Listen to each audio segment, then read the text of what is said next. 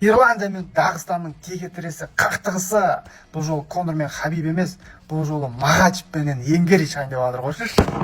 Бүкіл әлем күтіп жатыр бұл жекпе-жекті. Ой, қызық емес дегендер, енді білмеймін. Сразу өтіп кете ма, барып анау басқа голубойский видеолар көресіңдер ма, білмеймін. Өздерің біліңдер. Настоящий тестостероновый жігіттер осы жекпе-жекті қарайды, конкретно айтайын сендерге. И мені уже сұрақтармен уже жаудырып жатыр. Ағайындар, асықпаңыздар, бәрін келесі видеоларымда айтамын. Қай жерден көреміз, қаншада басталады, қай күні болады, бәрін келесі видеоларда ағайындар асықпай айтып отырамын. Қай жерден көреміз дегенді де айтамын. Так что маған тіркеліп қойыңыздар, лайк басыңыздар. А мы продолжаем. Орысшаны жібересің ғой. Алдыңғы видеомда предыдущий видео сказал, вообще орысшаны жіберсең. Короче, мынау Ислам Махачев фаворит деп айтқан. Кішігірім фаворит. Ол сөзімнен айныған жоқ, мендік енді бар ғой ағайындар.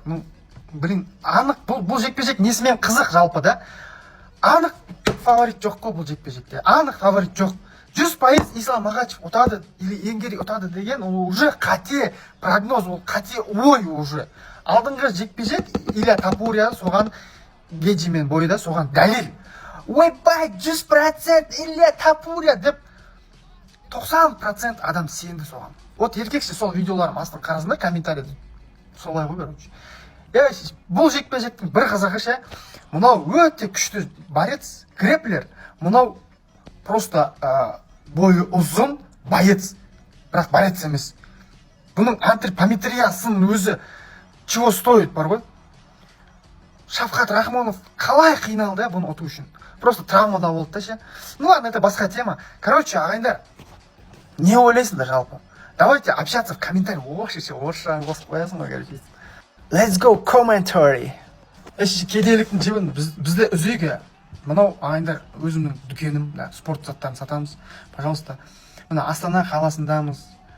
Мекен жай Байтұрсынова 49/1. Описанияға да жазып қоямын қазір.